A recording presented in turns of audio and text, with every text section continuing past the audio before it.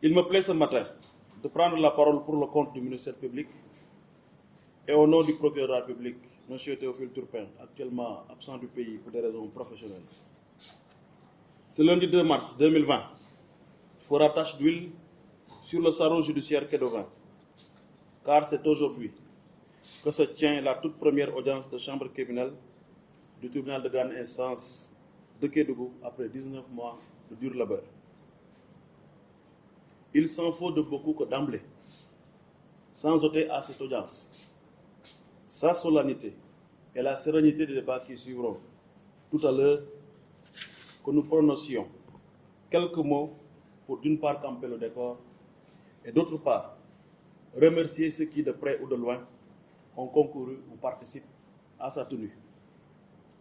En effet, pour cette grande première, il est inscrit au rôle 11 affaires impliquant 14 personnes réparties en 4 nationalités, que des hommes, dont 7 Maliens, 4 Guinéens, 2 Burkinabés et 1 Sénégalais. De même pour la typologie des infractions, nous avons 3 affaires de trafic international de drogue, 3 affaires de trafic intérieur de drogue, 4 affaires d'incendie volontaire de lieux habités ou servant d'habitation et une affaire d'assassinat. Mesdames et messieurs, pour comprendre le sens de cette audience de la chambre criminelle du tribunal de grande instance de Kédougou, un flashback est nécessaire. En effet, la fin de l'année 2014 a été marquée par une vague de profondes réformes de l'organisation judiciaire du Sénégal. Et c'est dans ce sillage qu'il a été institué, au sein de chaque tribunal de grande instance, une chambre criminelle en remplacement des cours d'assises. Aussi, plusieurs tribunaux de grande instance ont été créés dans différentes régions, comme c'est le cas du tribunal de grande instance de Kédougou, installé le 13 août 2018. Les objectifs visés par cette nouvelle répartition des compétences consistaient d'abord à faire de toutes les instances judiciaires de véritables juridictions de proximité et ensuite à permettre de lutter contre la chronique équation des longues détentions provisoires. Avec cette première audience, nous franchissons le Rubicon, puisque désormais, cette chambre criminelle se tiendra en permanence, comme le veut la loi, et ce, à chaque fois que nous aurons un nombre suffisant d'affaires criminelles en état d'être jugées. Avec un tel planning, nous arriverons à résoudre complètement cette problématique des longues détentions provisoires, les accusés pouvant être jugés dans la même année de leur arrestation. Par ailleurs, vous constaterez que nous avons les infractions de trafic international et intérieur de drogue qui occupent l'essentiel des affaires criminelles inscrites au rôle, et ce en dépit des lourdes sanctions prévues par la loi communément appelée la loi Latif-Gueye. Peut-on en conclure à l'échec de la criminalisation de cette infraction? En tout cas, 2 observations peuvent être tirées.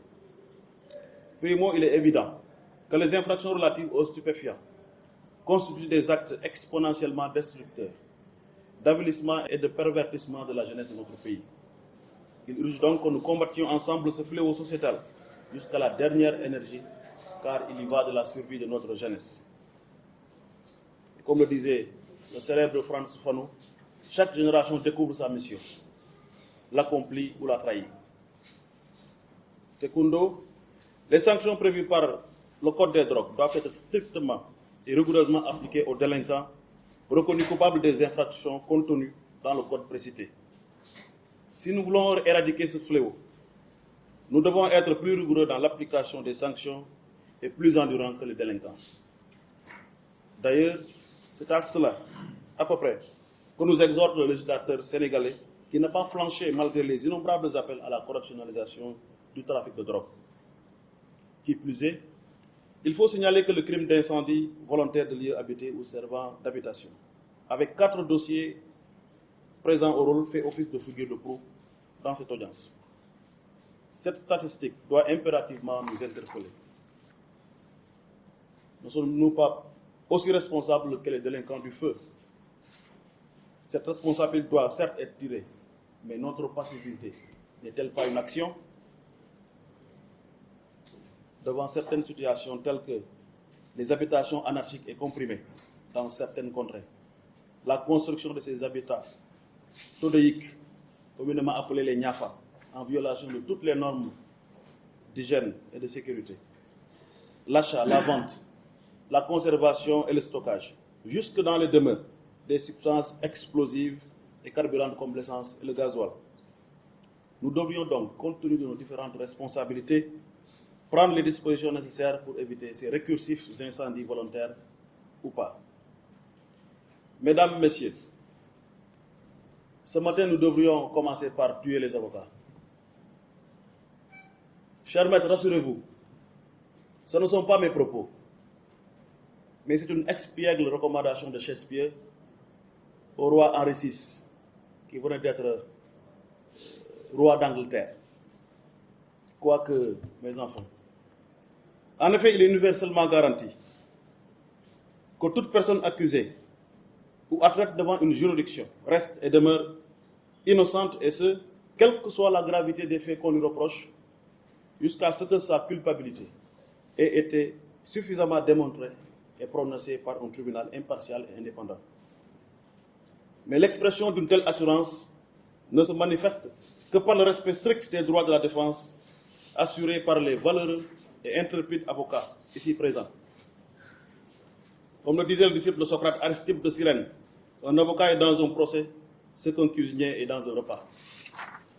Mesdames, Messieurs, c'est le lieu et l'heure, en cette occasion solennelle, de rendre un vibrant et tout aussi mérité hommage à vous, forces vaillantes et infatigables forces de sécurité, l'armée, la gendarmerie, la police, l'administration douanière, l'administration pénitentiaire et toutes les autres administrations poursuivantes, pour votre courage et votre détermination quotidienne, parfois même au péril de vos vies, dans votre mission de surveillance et de sécurisation de notre vaste région qui est extrêmement difficile à sécuriser parce qu'entourée de part et d'autre par la Guinée et le Mali, avec tout ce que cela comporte comme risques et conséquences. Bravo, chers officiers, bon courage et bonne continuation. Mesdames, Messieurs, en guise d'oraison, prions pour que cette toute première audience de chambre criminelle du tribunal de grande instance de Kédougou soit une œuvre bénie et réussie.